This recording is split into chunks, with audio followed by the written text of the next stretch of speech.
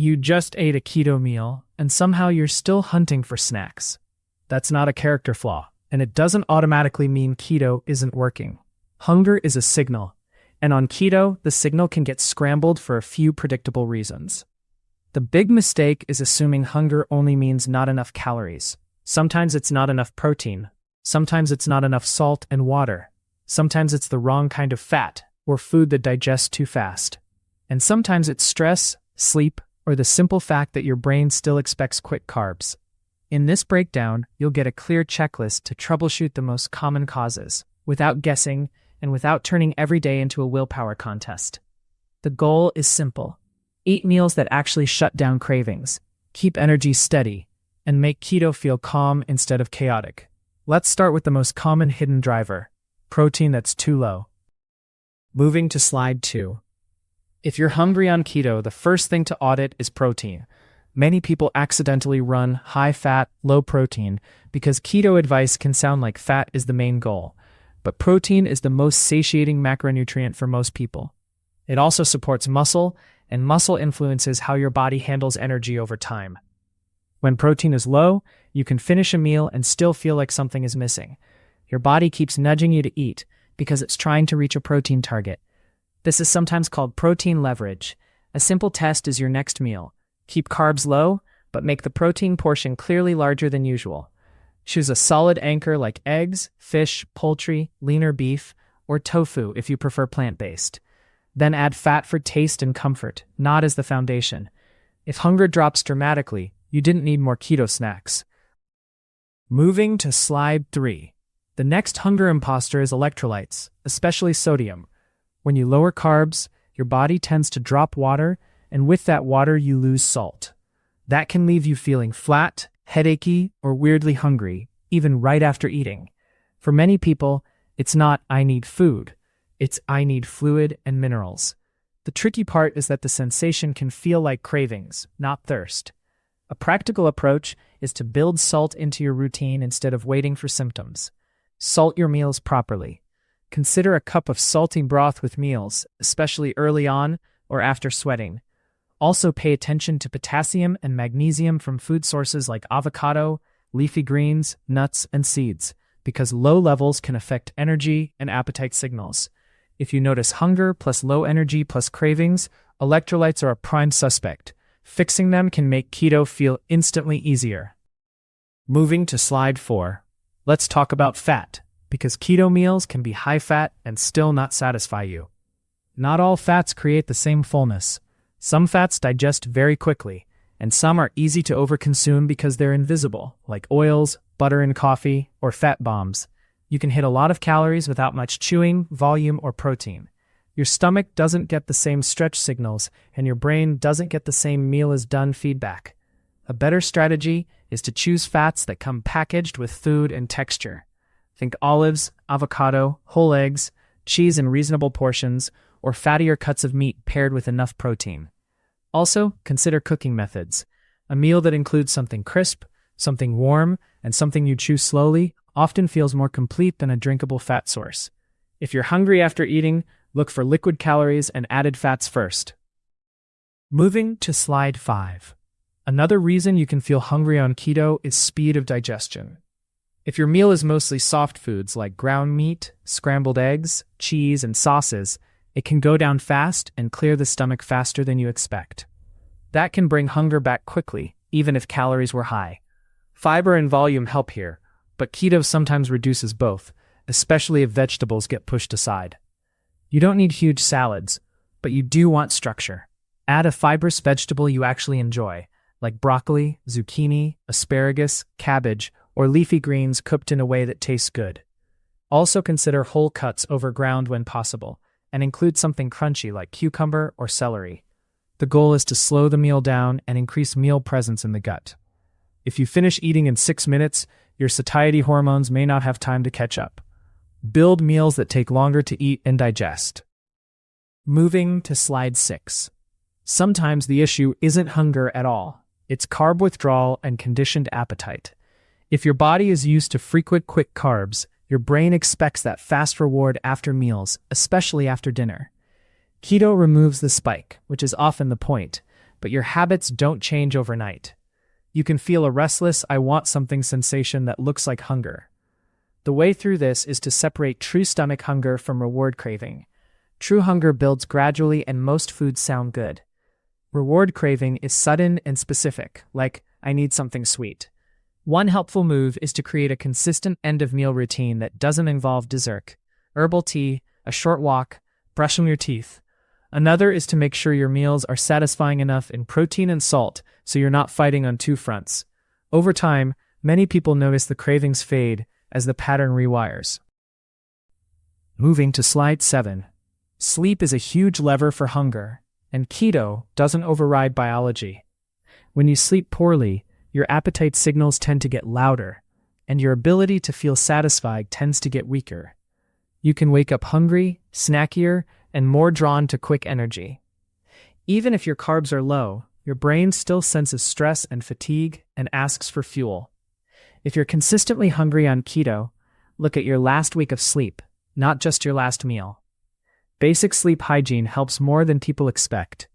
Keep a steady bedtime, get morning light, keep caffeine earlier, make your bedroom cooler and darker.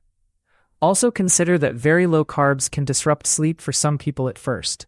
If that's you, shifting more of your carbs to dinner from keto-friendly sources like vegetables or berries may help, while staying within your target. Better sleep often equals calmer hunger. Moving to slide 8. Stress can make you feel hungry, even when your stomach is full. When you're under pressure, your body can push you toward comfort behaviors, and food is one of the fastest. Keto doesn't remove that wiring. In fact, if you're also restricting carbs, stress eating can feel more urgent because your usual release valve is gone. The key is to treat stress hunger as a separate category. Ask yourself, is this hunger in my stomach or tension in my chest and jaw? If it's stress, the fix is not another keto snack.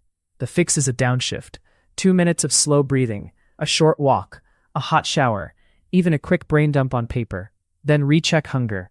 If you're still hungry, eat a real meal with protein and vegetables. But if the urge fades, you just saved yourself from chasing satisfaction with food that won't deliver it. That's a skill, not willpower. Moving to slide 9. Hidden carbs can also keep you hungry because they can trigger a blood sugar rise and then a drop that feels like an appetite crash. On keto, this often comes from keto-friendly packaged foods, sauces, and sweeteners.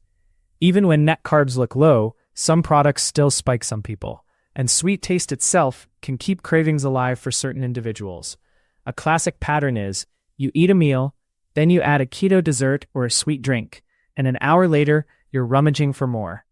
If this sounds familiar, run a clean experiment for a week. Keep meals simple. Protein, non-starchy vegetables, and whole food fats. Skip sweetened products, bars, and baked keto treats. Then watch what happens to hunger. If it improves, you don't need to ban them forever, but you do need to know they're a trigger for you. Keto works best when it's mostly real food. Moving to slide 10. Let's cover meal timing and grazing, because keto snacks can quietly keep you hungry. If you eat small bites all day, insulin and digestion never fully settle, and you never get a clean satiety signal. You also train your brain to expect food as a constant background event. Many people do better on keto with fewer, larger meals, if it fits their life and preferences. The goal isn't forced fasting. The goal is distinct meals that feel complete. Try setting a simple rule. No snacks unless you'd happily eat something boring, like plain chicken or eggs. If the answer is no, it's probably not real hunger. Also check your meal size. If breakfast is tiny and lunch is light, dinner becomes a battle. Build 2 or 3 solid meals with enough protein, vegetables, and salt. When meals are truly satisfying, the space between them gets easier without effort. Moving to slide 11. If you're training hard, walking more, or simply moving more than before, hunger on keto can be completely legitimate. Activity raises energy needs, and it can also raise protein needs. The mistake is interpreting that hunger as keto failed, then trying to suppress it with more fat coffee or random snacks. A better approach is to fuel intentionally. Put more protein into your post-workout or next meal. Add a bit more volume from vegetables. And if your performance is dropping, consider whether your carbs are too low for your training style. Some people do well with targeted carbs around workouts while staying low carb overall. That's a nuance, not a betrayal. The key is tracking patterns.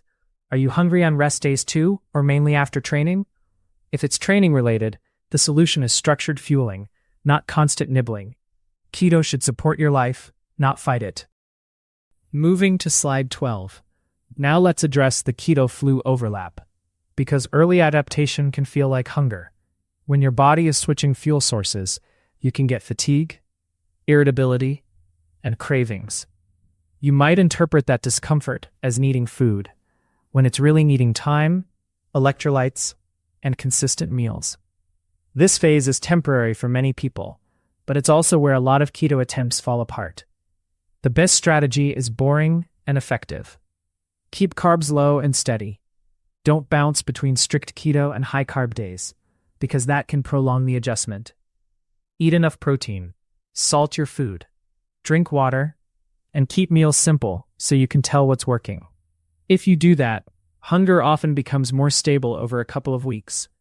If it doesn't, that's useful information too, because it suggests another driver like sleep, stress, or hidden carbs. The point is to troubleshoot systematically, not emotionally. Moving to slide 13. Here's a simple, practical troubleshooting sequence you can use when you're hungry on keto, even after eating. First, ask, did I eat enough protein at this meal? If you're unsure, that's your next adjustment. Second, check sodium and hydration, especially if you feel tired or headachy. Third, look for liquid calories and sweetened keto products that keep appetite switched on. Fourth, add fiber and chewable volume from non-starchy vegetables to slow digestion. Fifth, review sleep and stress, because they can override perfect macros. And finally, check your activity level, because legitimate hunger deserves a real meal, not a battle. Run one change at a time for 3 days, so you can see cause and effect. Keto gets frustrating when you change 5 things at once and learn nothing.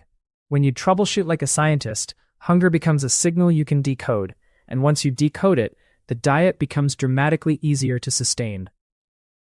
Moving to slide 14.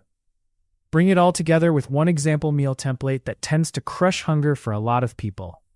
Start with a clear protein portion, like eggs plus egg whites, chicken thighs, salmon, or a steak-sized serving that fits your needs. Add a cooked non-starchy vegetable you actually like, not one you tolerate. Then add fat as a finishing tool, olive oil, butter, avocado, or cheese. Enough to make it satisfying, not so much that it becomes a drinkable calorie bomb. Salt it well. Eat it slowly enough that you can notice when you're satisfied. Then wait 20 minutes before deciding you need more. If you're still hungry after that, you can add more protein first, not more keto treats. If you want one action step, do this for your next 3 meals and track hunger from 1 to 10 before and after. And if you want to keep learning, hit the subscribe button once. I'm curious, what triggers your keto hunger more? A, cravings at night, or B, hunger between meals? This information is not a substitute for medical advice.